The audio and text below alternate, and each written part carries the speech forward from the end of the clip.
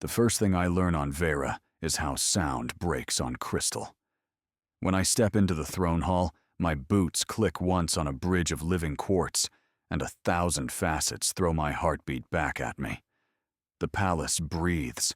Vents exhale violet corona into the air like incense. Drone scribes hover in spirals and etch our arrival into light. Above us hangs a chandelier of slow-growing prisms, fed by mineral rain.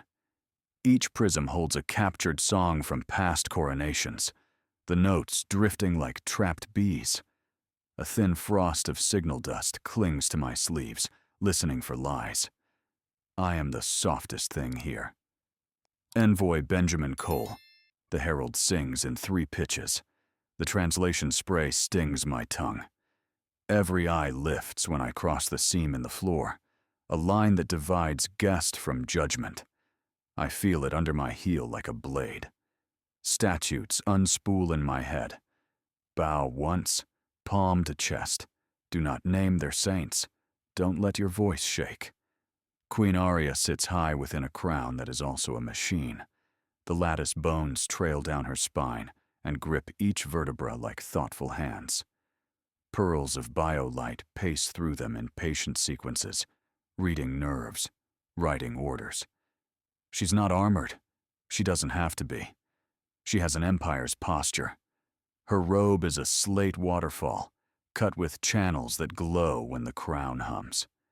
The dais under her feet is alive, translating her pulse into ripples the court pretends not to watch. Even the air seems calibrated to please her lungs.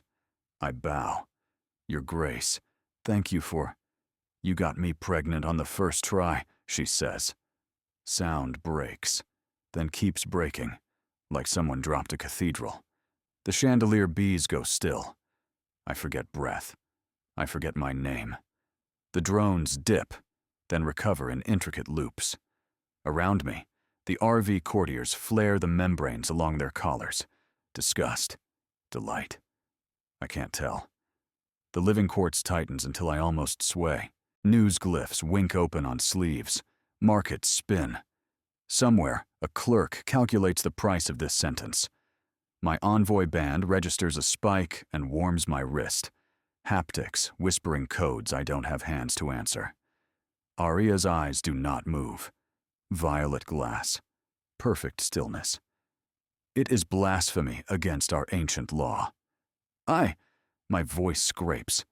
That's your Grace, that's impossible. She lifts a hand, and the floor seals the seam behind me. The herald stops singing. The whole hall listens to one woman stand and decide what I am. Impossible, she repeats, tasting the word like a foreign fruit. And yet, we mark the impossible with blood. Lawkeepers in pearl-laced veils approach from the left.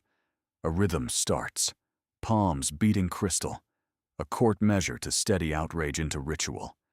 I recognize it from a brief I skimmed and promised to reread after the ceremony. Rule of 9, fertility mandate. The crowned line must never dilute outside the ebb, without elder consent, without market guarantees. Ancient law, they call it. Economic policy, we would. Same cage, different music. I keep my hands where they can see them. Your Grace, Aria. Her head tilts a millimeter at the lack of title. I can feel my career die on that tilt. There will be no violence in the hall, she says. Then to me, quieter. You chose your word. Keep it. The courtiers drink that line like wine. Protocol is a chess clock on my skull.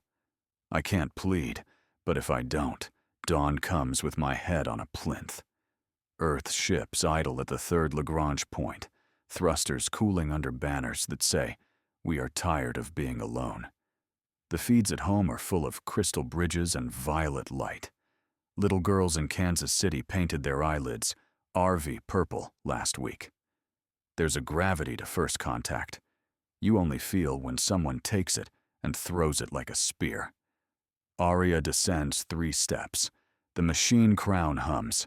Up close, she is less statue, more calculation. Vital. Quick. power braided through nerve. Her gaze holds me not like prey, but like a glitch in code she refuses to tolerate. "You will be executed at dawn," she says. "We will return your remains to your council in honor. Cold, intact, graced. Earth will have its closure." My stomach goes 0G.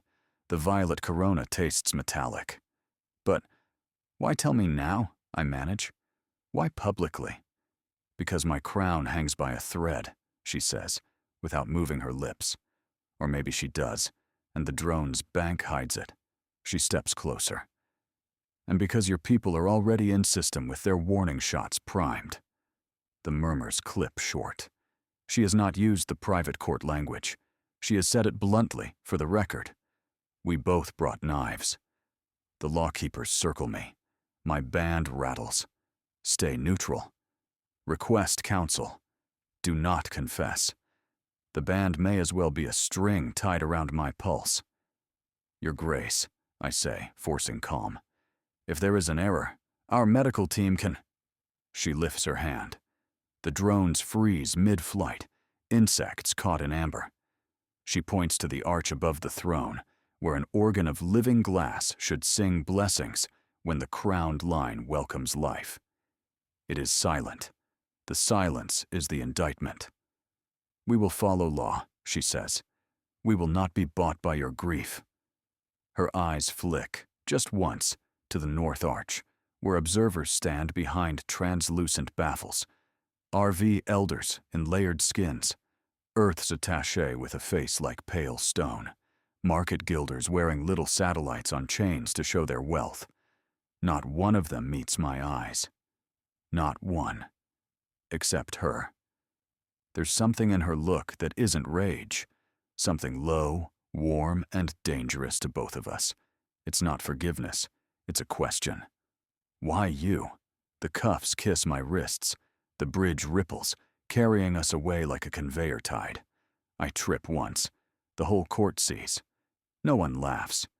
Ritual isn't to be stained with joy. As they lead me out, I feel her gaze between my shoulder blades like heat.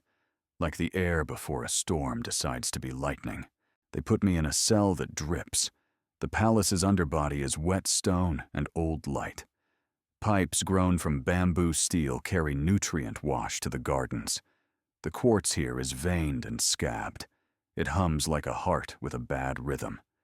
A glow seam flickers to life when I move, then dims when I lie on the slab they call a bed. A wall glyph shows dawn in a thin countdown that blinks every 100 heartbeats. Somewhere above, a market bell rings and stops, as if embarrassed. I take inventory. It's what you do when you can't fix anything. One envoy band with a dead uplink.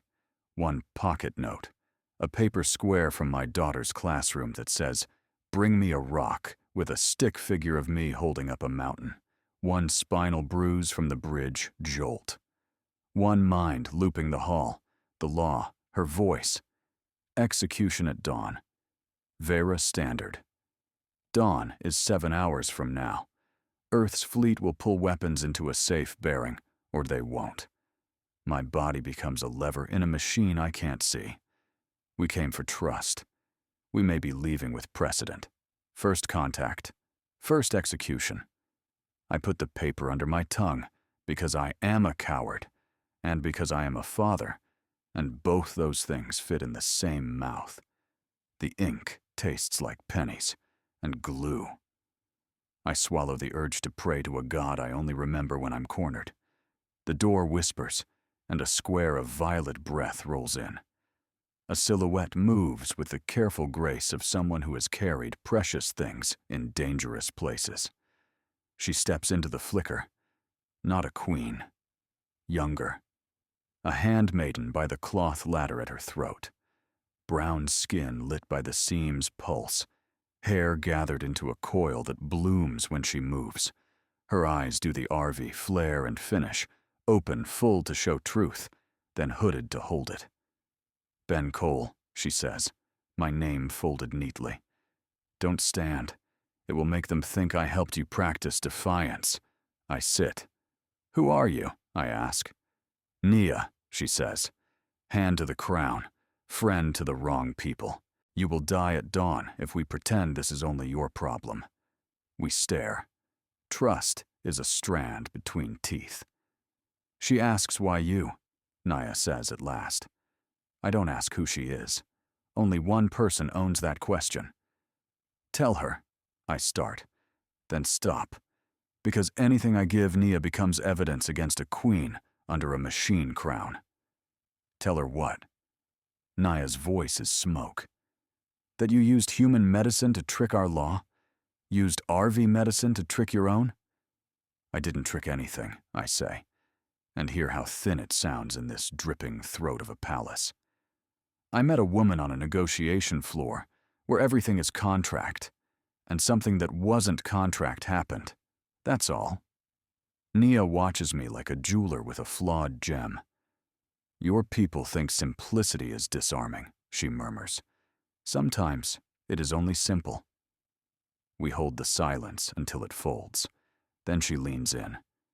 There are others, she says, not loyal to you, loyal to a future. They think this is not blasphemy, but signal. They have data. They have names, you know. Who? Dr. Maya Torres, Earth, and Saren, court physician. She lets the names fall like coins and listens for their ring. They say the embryo is viable, hybrid, anomalous. Heat climbs my neck. Embryo, I repeat, because my language needs time to accept new gravity. Do not say child in this place yet, Nia says. Law eats words and calls it virtue. I see Arya's immaculate posture under a machine with 1,000 listening nerves. How alone a body becomes when it is public property. Shame scrapes bone. Why me? I ask, and don't mean biology anymore. Nia doesn't answer. She unwraps a dark strip of cloth from her wrist and drops it on the slab. A seal pulses at one end, glacial blue. When guards change, press this to the seam. Walk where the light walks. 2 lefts, a long right. Do not touch bridges with your palms. They read skin. The circle will be there. Circle? People who believe law keeps us safe until it doesn't. She lifts her chin. People tired of being the knife. Will the queen? She will not meet you, Nia says. Not yet. But she will listen to proof. A breath. She granted your death so publicly. She cannot rescind it without a reason even the market can count.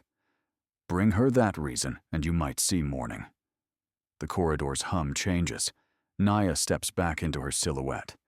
Nia, I say. Yes, Ben Cole? Thank you. She flares her collar membranes, acknowledgement without debt, and vanishes, taking the violet with her. I sit until my legs stop shaking. I hold the cloth. I taste paper. The lever is set. The crown hangs. War has a hand on the door, and that question in her eyes keeps burning through the stone. Why me? Shift change tastes like copper.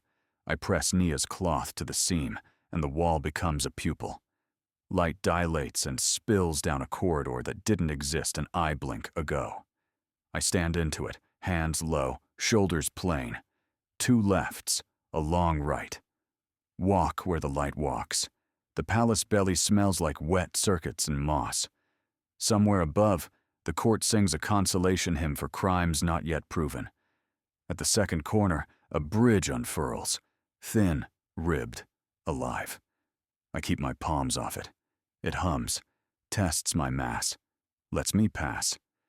Behind a comb of bone glass, I glimpse a garden that grows chandeliers, new prisms budding on strings of mineral rain. They pulse with someone else's memories. The circle waits in a room that pretends not to be important. Rough stone. A table repurposed from an old ship door. The door still bears scorch marks from a re-entry that tried to eat it. Nia closes us in and sets her hand on a chalky plate. The light dims to listening. Ben. A voice I know. Dr. Maya Torres steps from the shadow with a tired grin that hasn't slept in 2 days. Her hair is braided back under a cap that says, "Trust me," in a language that requires you to prove it. "You look terrible." "I was going for diplomatic," I say. The laugh feels borrowed. Opposite her, Saren inclines his head. "Court physician." RV, age written as faint indigo under the eyes, fingers stained by contact gel.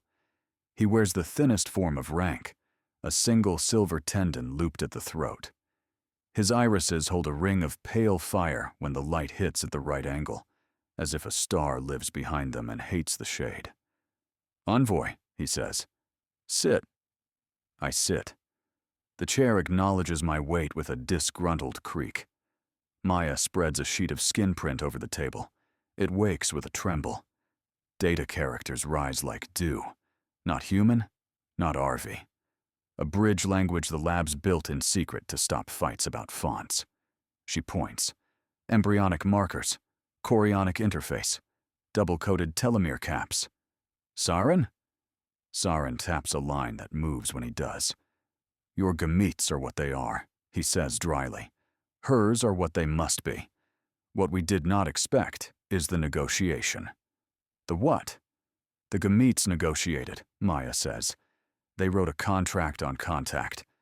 Look, micro-tethers at the membrane, an exchange protocol, auto-mediation. Ben, your cells talk like a lawyer when they want to survive."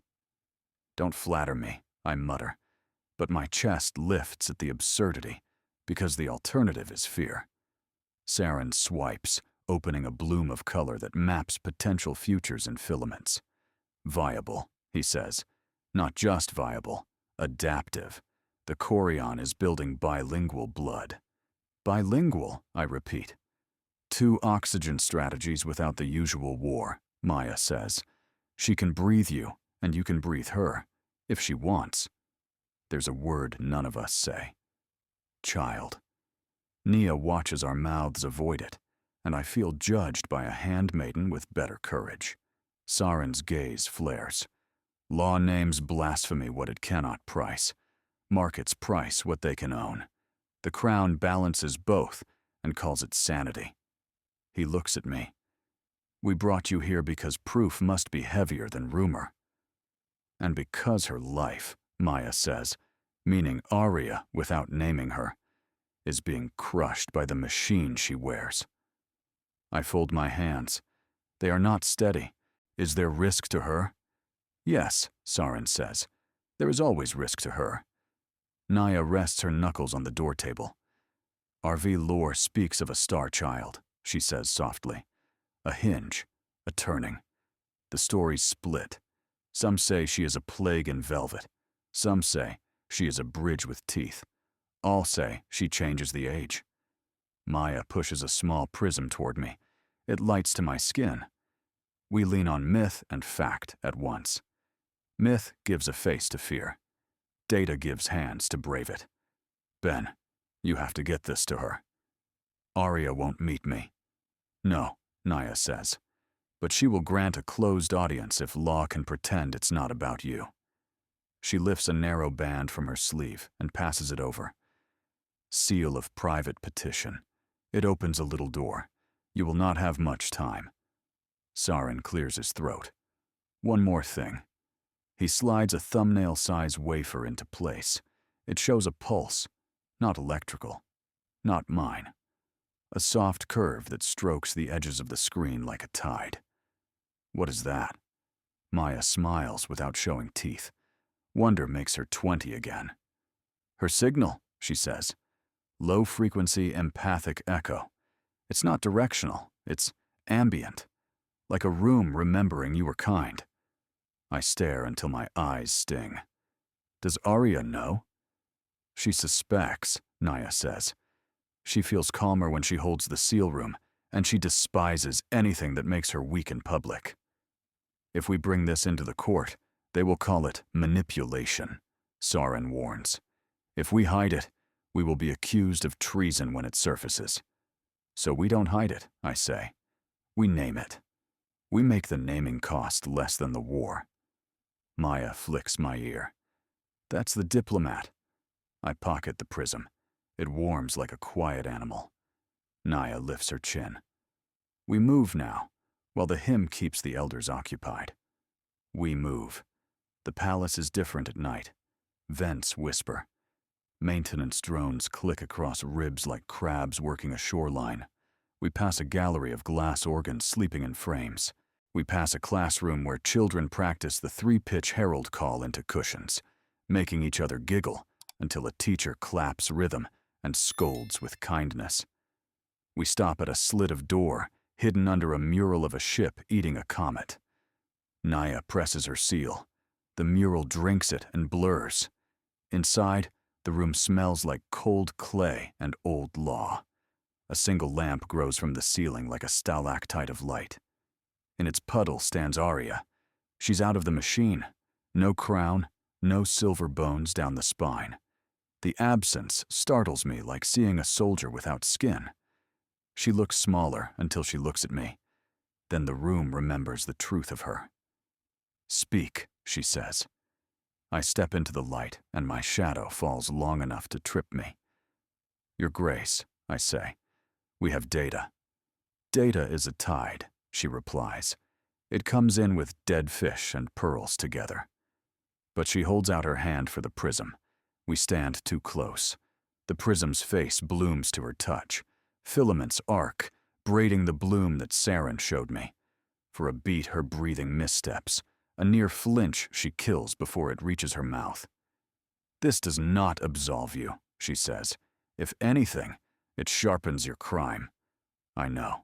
I do. I hate that I do. Then why bring it? Her voice is even, the edges frosting. Because, I swallow. The diplomat in me lines up arguments like birds on a wire. I cut the wire. Because we can change tradition without erasing it. Silence. A coin tossed from a high place. Explain. We honor the ebb, I say. We honor consent. We honor the market's need to price risk. But we add a clause that speaks to the present. Recognize the hybrid as a protected anomaly under the Crown's discretion. Not a dilution. A pilot treaty between bodies, ratified by both councils. Bounded in scope, conditional on health. You keep your law. You adapt to your law. She does not move. The lamp hums. Somewhere beyond the door, a bell counts the hour like a throat clearing. You came to ask mercy, she says. You now ask me to draft the age. I came because I don't want to die, I say, and because I don't want you to be the cage you escaped. Her eyes lift to mine. They are not glass now. They are very alive and very tired. Do not pretend you know what I escaped, Ben Cole. I don't, I say. But I saw you descend the steps with a machine in your bones and tell a room that wanted blood to keep its hands clean. You said there would be no violence in the hall. You could have washed me out of the stones by noon. You didn't. Tell me that wasn't a choice. Her mouth opens, closes. The light makes a small halo in the sweat at her temple. Nia clears her throat, the smallest sound. Your Grace, she says.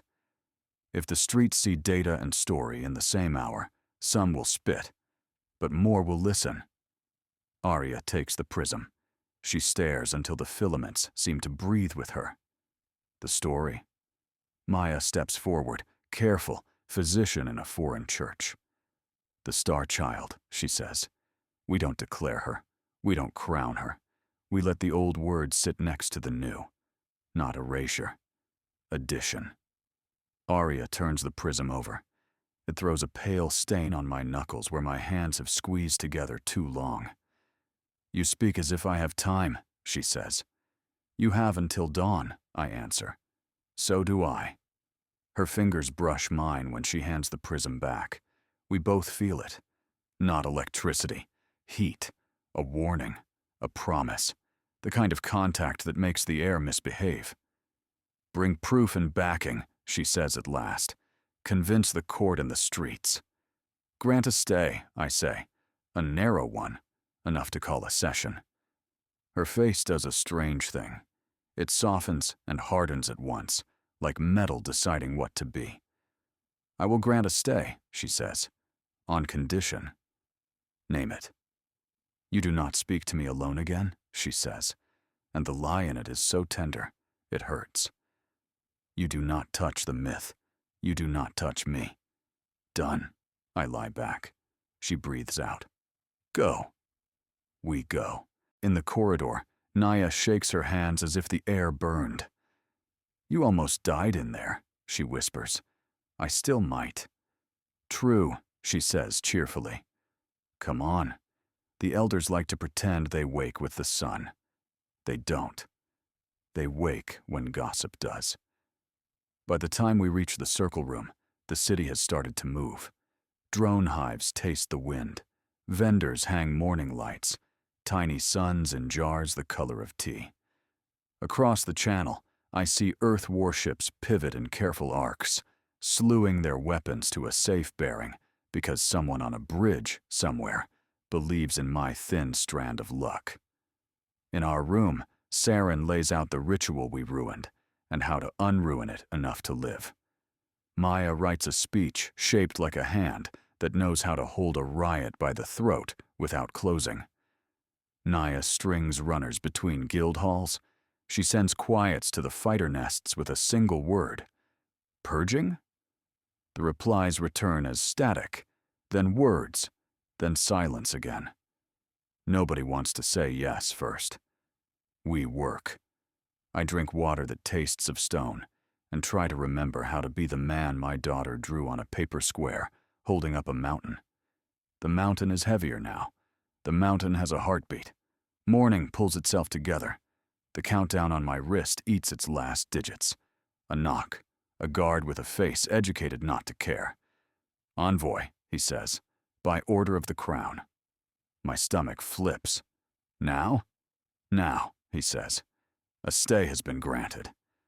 My knees go weak with the kind of relief that scares me more than fear. I look at Naya, at Maya, at Saren.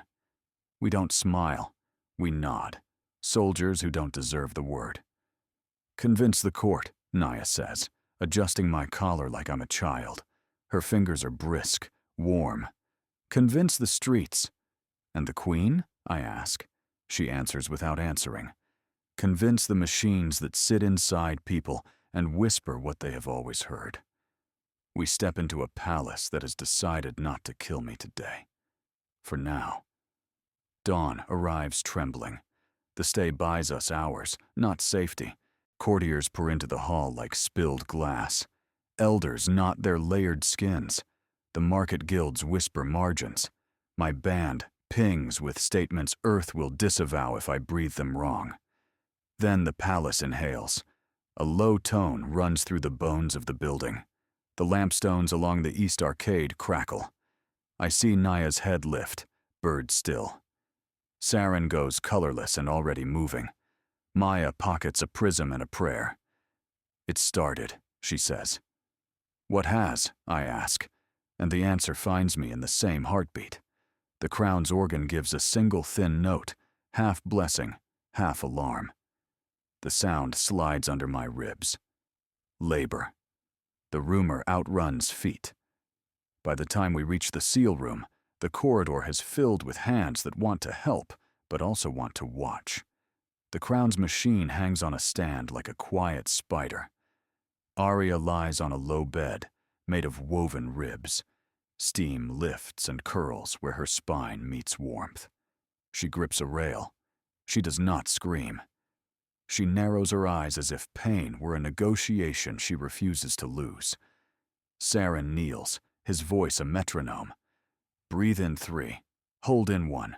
Give me the crest now. Now. Maya's hands are already scrubbed. She doesn't ask permission to exist. She fits into the circle of care like she was born to take lid and blame together. The palace listens.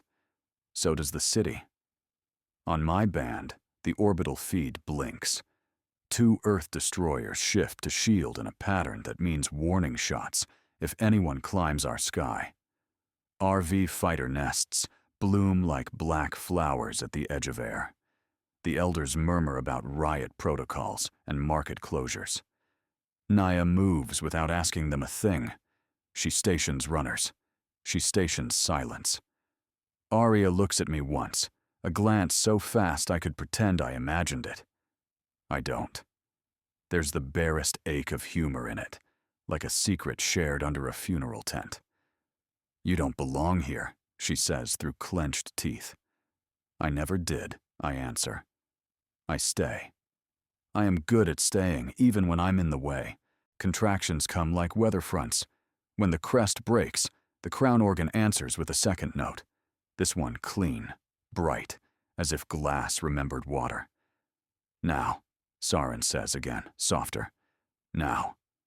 Arya bears down, and Law has nothing to say. I see power stripped to bone. Not jewels, not decrees, just the work of bringing a person through a door. The baby arrives in a rush that makes the room tilt. The first sound is not a cry. It's a breath shaped like surprise.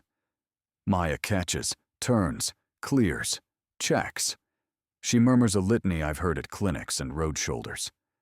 Saren taps the crown stand. The machine answers with a diagnostic bloom that reads like rain.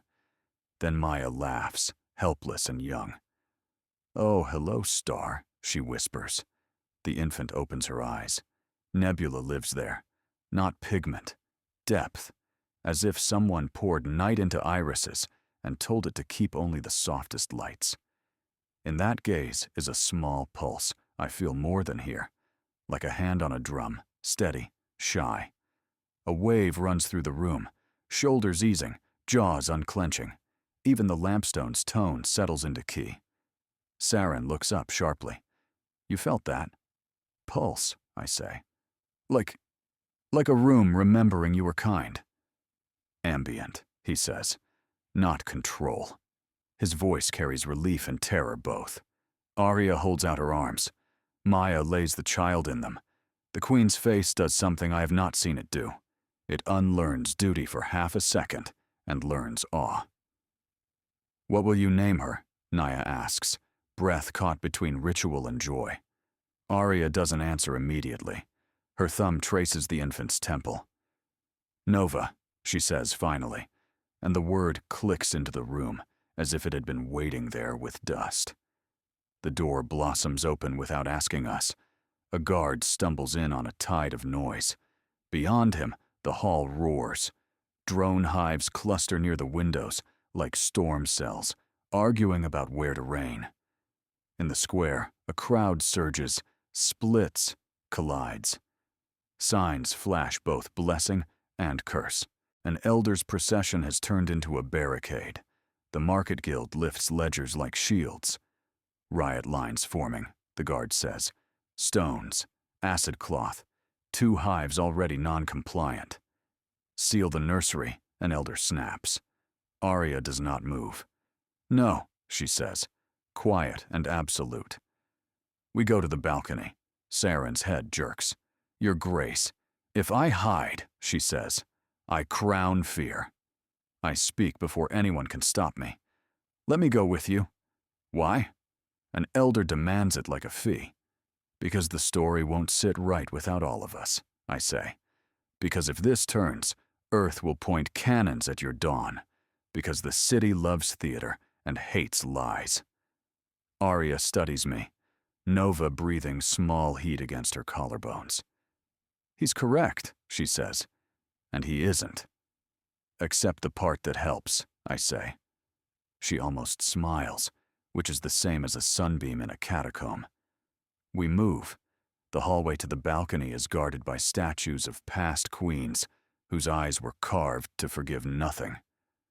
The door opens onto a sea of people that looks like stone learning to move. The balcony itself is narrow, scalloped, and too exposed.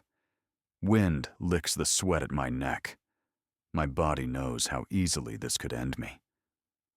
Arya steps forward, shoulders squared. I stand to her left, not touching. Nia is to her right, with a voice like a blade if she needs it. Saren stays inside the threshold, ready to run Care downhill. Maya plants her feet in the doorway, daring any elder to lift a hand. The hives swing our way, their lenses iris open. The crowd finds us and surges as if pulled by a hole in the sky. "Look," Arya whispers. Not a command, an invitation. She lifts the child so the light falls into those new, impossible eyes. Nova blinks. Her pulse spreads like a warm wind. It moves without vector, without sermon. It does nothing, and by doing nothing, does the most. In the front rank, a fighter with acid cloth in his fist lowers it slowly, like someone at last remembering their own name. A market gilder whose ledger is a shield drops it to his side. The elder carrying a staff looks embarrassed by it. A child on her father's shoulders points and laughs, and the laugh changes the sound the crowd makes. It isn't silence. It is a gasp turned into language. I feel my band ping hard. In orbit, I know, a captain takes a breath and slews weapons to a safe bearing. The destroyer's lights soften. On the roofs, the fighter nests hesitate, then mimic the gesture. Muzzles to sky, the universal sign for we want to be older than this. Arya doesn't speak yet.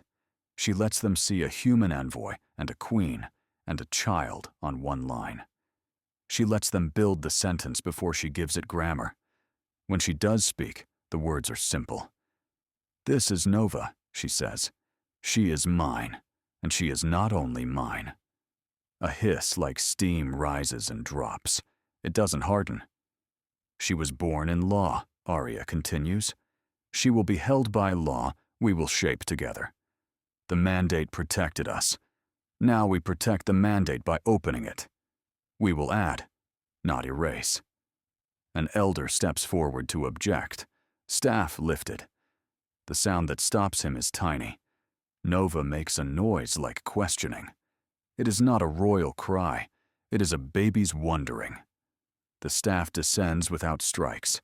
The drones settle in listening rings. Some broadcast, some just hover, like insects stunned by beauty. I lean very slightly until my sleeve touches Arya's. She doesn't look at me. She doesn't move away. "Envoy," she says, voice pitched to carry. "Do your people hear me?" I lift my band. "All channels," I say. "Earth hears you." "Then let Earth hear this," she says, and the crowd's attention tilts to catch every bead. We will not bow to fear. We will not let old words be knives when they can be bridges. We will meet with your council at moonrise. We will seat our elders, and our market, and our healers. We will change tradition without erasing it. Maya breathes out the way people do when a miracle chooses them. The court recorder stamps the moment into light. The stamp shows a queen, a human envoy, and a child. It brands itself into the day. A stone flies anyway. It arcs ugly and fast, a reflex from a mind that hasn't caught up. I see it in time to move, not fast enough. Arya turns to shield Nova. I move to shield Arya. My forearm takes the edge. It bites and burns. Naya is faster than law. She catches the thrower's second hand before it chooses, folds it, and lays the person down like setting a blade on a table far from children. The crowd inhales, offended by its own worst self. Arya looks at the blood on my sleeve. She looks at my face. Something inside her chooses, again. She touches my wrist. Public. Brief. Real. "Thank you," she says. "Not your grace, not envoy. Ben." The rest of the day stacks itself. Statements, oaths, security corridors like polite mazes, elders who taste the wind and pretend they are weather. Fighters sent home with orders not to shame their grandmothers. Hives dispersed in pairs, the way you teach dogs not to bite. By dusk, the court acknowledges the birth. By lampfall, the elders open doors to talks. In orbit, Earth stands down to skeletal watch. The city goes on with the particular bravery of people who still need bread by morning. When we finally breathe in the quiet of the seal room, Maya sits and cries for 3 minutes, and then laughs at herself. Saren writes notes that will remake textbooks. Naya leans against the door and lets the weight slide off her bones, then picks it up again, because she will carry it until it breaks, or we do. Aria lays Nova in a sling, and the baby makes a sound like a comet learning to purr. I stand there, a soft thing in a hard place, and feel the thin strand of trust turn into a cord strong enough to tie a balcony to a sky. "Why you?" Aria asks me, at last saying the quiet thing. I don't answer. I look at the child, then at the city through the crystal ribs of her palace, and think, because somebody had to be ordinary and refuse to run. The night listens, and, for once, chooses not to sharpen its teeth. Years compress when a city learns a new heartbeat. I measure them in small mercies, riot drills rewritten with lullabies, guild contracts that budget for patience. The day a baker charged me for bread, and then tucked in a second loaf because envoys don't eat enough. I measure them in Nova's hands, learning the world, one valve, one rung, one star name at a time. Aria governs with a gaze that doesn't blink. I watch her learn to share power without performing surrender. The elders snarl, then sign. The market hisses, then counts. Law expands by a finger's width and calls it a bridge. Earth's first exchange cohort steps through that bridge with visas etched on bone glass. Teachers, miners, translators with jokes, firefighters who respect ladders more than flags. We trade algae batteries for cloud harvesters. We swap recipes and safety codes. 1,000 tiny cords tie fear to chores until fear gets bored and goes to sleep. Nova grows into a chamber that bends sound to kindness. At 4, she toddles into a negotiation and steals everyone's pens. The meeting runs 40 minutes shorter and ends in applause. At 6, she learns the word no and practices on me until I agree that bedtime is a treaty, not a royal decree. At 8, she presses her palm to a drone hive and talks it down from a panic spiral with a question. Do you want a break, or do you want to help? It chooses help because she asked. I repair air recyclers with the palace crew on weekends. My hands smell like lemon solvent and copper. When storms take the roof off a school in the outer span, I end up on a ladder, while Aria anchors the tarps with the calm of a captain who trusts knots and people. She wrenches a line, looks at me, and smiles the rare smile meant for exactly one witness. I don't say anything. I carry the next roll of tarp like it's a vow. The Galactic Council calls us late and loud. We arrive in patched ships with clean logs, a coalition of seasick optimism. I stand behind Aria under a dome that projects the sky of whoever speaks. When it's our turn, the ceiling blooms violet for Vera and blue for Earth, and the room murmurs as if color could be a hand on the throat of history. Aria speaks of old law, new mercy, and the price of being real. I speak of valves, bread, ladders. Nova, too young for protocol, raises her hand and says, "Sometimes when people are scared, they want to be told a story that lets them breathe." The council laughs. Then it writes down every word. We join. Membership tastes like homework, committees, audits, mutual aid drills that make you cry, and then fix your crying with competence. Our patrol shares shift with salamander-looking diplomats who shed skins in the break room and label the bin, "Please recycle me." We learn exactly how much salt water a comet can bring if persuaded. We learn to shout for help before we need it. And then the collective arrives. A moon-sized object holds its station at our system's edge and speaks without sound. Wake ripples through grav monitors. Bees tumble out of the chandelier gardens, and don't know why. The first probe returns an image like a city made of breath. No corridors, all thresholds. They call themselves a networked civilization, a library that turned into neighbors. Their offer hits our feeds as a scent, a pattern, a dream you can schedule. Ascension, they name it. Become more by joining more. Share thought, share memory, share weather in your chest. The council hall splits along lines that don't match borders. Some feel relief like rain, an end to loneliness so absolute you never have to carry your silence alone again. Some hear the quiet of self-evaporation. I am not a philosopher. I am a man whose knuckles still remember a thrown stone. I sit with Arya at our kitchen table, the one that used to be a ship door, and we do what we always do with terror. We count parts. What is offered? What is asked? What cannot be returned? The collective's promise is a gift wrapped like a verdict, Arya says, fingers steepled. Take it, and you are changed. Refuse, and you are smaller by comparison. Law hates dilemmas it cannot price.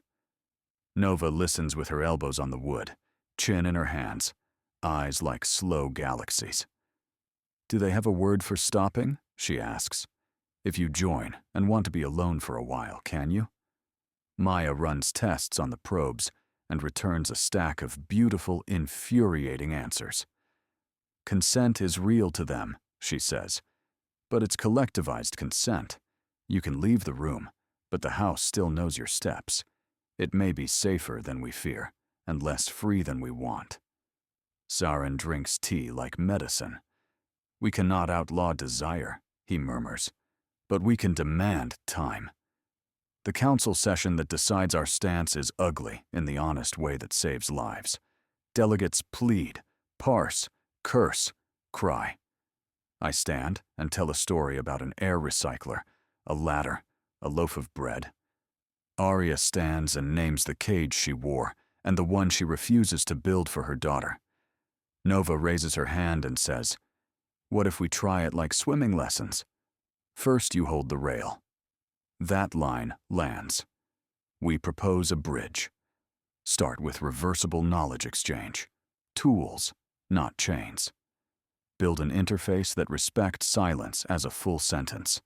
Allow voluntary joining by individual consent, certified by a third party that can say no to everything, including us. Write the undo first. No child enrollment. No debt built into wonder. No advertising in dreams. The collective answers with a feeling like sunlight through thick water. Amusement, approval, curiosity. Begin, they say. And I hear not command, but agreement. The pilot group gathers on the field where once we trained to throw stones straight and stop before the second throw. Volunteers only. An RV elder who spent 60 years counting markets and wants to count stars inside his ribs. A human teacher who is tired of explaining loneliness with chalk. 3 engineers built for bridges. 2 monks who distrust all machines except the ones that sing. A diver from the southern span who knows currents by taste. Maya. Saren. Not Arya. Not me. The night before departure, the palace sleeps like a held breath. I walk the balcony we almost died on and remember the feel of a stone against my forearm. Arya finds me there.